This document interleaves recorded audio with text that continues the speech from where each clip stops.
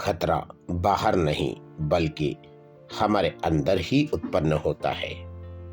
कभी हम इस बात पर गौर करते ही नहीं हैं कि हम जो कर रहे हैं या फिर दूसरों से प्रभावित हो रहे हैं, तब ये हमारी थॉट प्रोसेस का ही नतीजा है। यदि हम अपने स्टेट ऑफ माइंड को समझ लें, तब हम बेहतर तरीके से जान जाएंगे कि जिस वजह से हम अपने जीवन को खुश या फिर दुखी महसूस करते हैं, वह सिर्फ हमारे माइंड की ही वजह है और हम दोषारोपण के लिए किसी न किसी को बेवजह ढूंढते रहते हैं।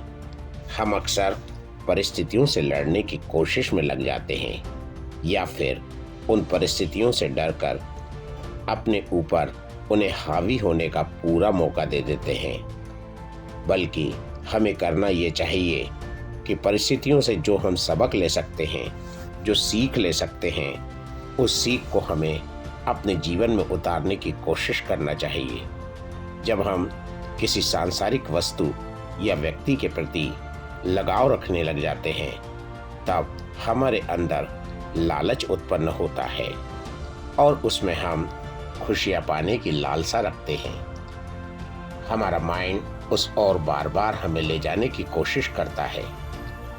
उसमें यदि हमें जरा सा भी हमारे माफिक नहीं दिखाई देता, तब हम गुस्सा करने लग जाते हैं और वह गुस्सा चरम सीमा पर आकर हमारी मानसिक और शारीरिक अवस्था को विचलित कर देता है, क्योंकि गुस्से में हमारा विवेक पूर्ण रूप से कार्य करना बंद कर देता है।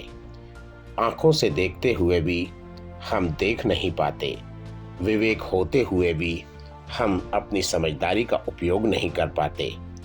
हमें उस समय दूसरों की सलाह या उसके परिणाम पूर्ण रूप से व्यर्थ लगने लग जाते हैं।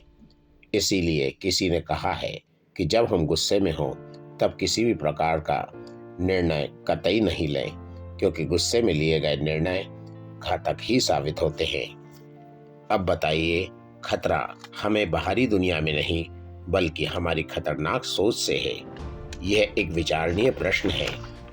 यदि हमारे दिमाग में सकारात्मकता की तरंगें नहीं होंगी, तब हमारी आंखों के सामने कितनी भी सुंदर या सार्थक बात हमारे गलत नजरिए की वजह से व्यर्थ नजर आएगी। ऐसे में हम खुशियों के पल में भी दुखी होकर गुजारने को मजबूर हो जाएंगे। यदि हम अपने माइंड की सोच को सकारात्मक रखें, तब हम विपरीत परिस्थितियों में भी संयमित होकर एंजॉय कर पाएंगे। जीवन को जीने का तरीका सीखने के लिए अपने दिमाग की सोच पर काबू पाना होगा। ये सब खेल स्टेट ऑफ माइंड का होता है। Thank you. Have a nice day.